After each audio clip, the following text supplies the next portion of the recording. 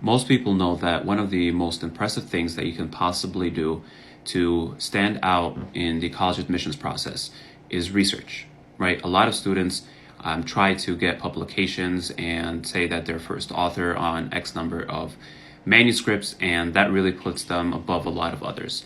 But the problem that I've seen a lot of students have that I've worked with is they don't know how to get started. Once you go to college and beyond, there are so many resources in place for you to be involved in research. Your professors are already doing research. Students that you study with are already doing research. There are different centers and departments that do research.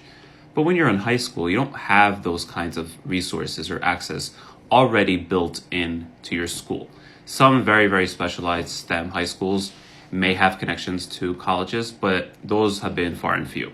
So when you're kind of deciding about how to get involved in research, there are basically three main ways. I'm going to briefly say what those are and go into one of them that I think has given students some of the most challenge, really, in getting started with research. So the first one is summer programs, right? Those are your run-of-the-mill summer research programs are a handful that are very, very selective. They're very, very good if you get it and you apply to it and you do your research over those couple months, and it's great.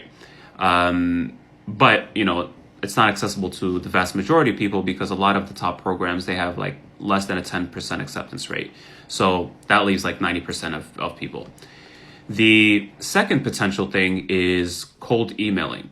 So cold emailing is where you're going to actually find somebody and email them and tell them, look, this is who I am. This is what I want to do. Can I get involved in your research? And I'm going to talk a little bit about that today.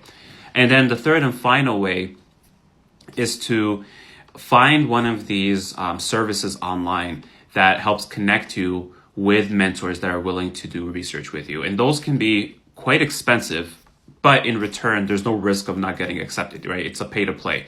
But historically, students who are able to afford these programs, they have been able to actually conduct the research with their mentors over however many weeks they want to and publish with their help. So it's a pretty safe route if you want to kind of have some assurance that you'll get a publication and get some work done, but it is quite expensive. Okay, so the second thing that I mentioned was cold emailing, right? So I recommend this to students regardless of whichever approach. I recommend that they do all three. But with cold emailing, it typically has the lowest yield of the other potential options because it's just, people just emailing, they don't know what to say or how to approach it. So I'm going to go over that today. First thing you want to think about, what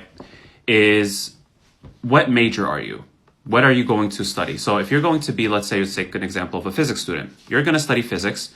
So what you want to do is look up all the physics department websites on, let's say, the top 10 universities that you're very interested in. And then you're going to go ahead and find the PI names, the principal investigators or the faculty or the professors that teach in those departments, in the physics departments. And typically, almost all of the faculty, because they have to do research being in a academic institution, they have an academic website. They have a lab website. So there's like the Monahan lab, the Smith lab, the Yang lab, whatever. And then you go onto the lab website, and then there's where you're going to spend most of your time. You want to know a couple things. One is the contact information, obviously, right? There's usually a contact us with the faculty members' email, and then there's some grad students and undergrads there as well. We'll get to that in a second. And then you want to obviously look at the About Us. The About Us tells you what that lab is about. What kind of research do they do? What are their interests? What have they accomplished before? And sometimes they have their publications on that page as well. So go ahead, click on those publications, open them up, and actually read the abstract in each and one of those publications. Maybe like the first two or three just to get a sense of it. And if you can't find that, take the name of the professor and search them up online on Google Scholar or anything else to find some of their publications and read about those. Okay, so that's step one, right? You understood a little bit about what the lab's research is like. Then you're going to go ahead and try to find a contact email. So like I said, there's a contact page that says in detail their emails of the professor and the grad students. What you're going to do is you're going to go ahead and pick 3 to 4 contacts on that page to email. You're likely not going to hear back from the professor, but you're still going to email them because they're busy.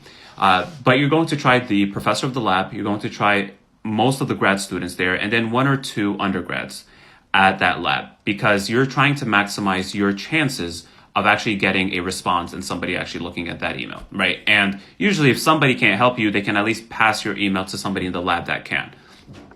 Okay, so how are you going to craft this email? What you want to do is keep it very, very short and sweet, okay? The way you want to approach it is your first sentence should be something to the tune of, "Hi, my name is so-and-so. I'm a current sophomore, junior in this high school, and I have a passion for the specific kind of physics," let's say quantum physics, right? "I came across your lab's work and I would be very interested in participating over the summer," if that's what you're applying for, or maybe for whatever period you want to be doing research. I was very interested specifically in your lab's blank, that blank being what they actually researched, especially your recent publication on, and put the name of that publication that you've actually read. It shows that interest, that you actually know who they are. And then end it with, I would love to set up a 10 to 15 minute Zoom call with you to further explore potentials for my participation. And just leave it at that. The idea is that you're just telling them very quickly in 3 to 4 sentences who you are, your interest in what they're doing, what you want to do, major in physics, and how you want to participate, and if they're willing to help you out. You don't want to give them a whole paragraph about your life. You don't want to attach your resume, your CV, none of that. They don't know you yet, so just send them that. If they're intrigued and interested, then they'll get back to you and be like, "Hey, sure, could go either one of a couple of ways. Send me your resume. Are you looking for something paid or not? Sorry, we don't have openings right now. Yeah, let's do a Zoom meeting." So once you have one of those responses, you can go from there. Now, the last thing I'll leave you with is probably the most important part of this whole process, which is you need to send out a ton of emails, right? So for example, when I sent out an email a couple years ago when I was in college to try to get a summer research program, I sent out 70 emails. And granted, this was pretty late in the process. I was like trying to submit these emails like in April, and most people have already secured summer programs early in the year. So I submitted about 70 emails. I heard back from 4. 1 told me, "Yes, let's do it. Tell me what time you're ready to go."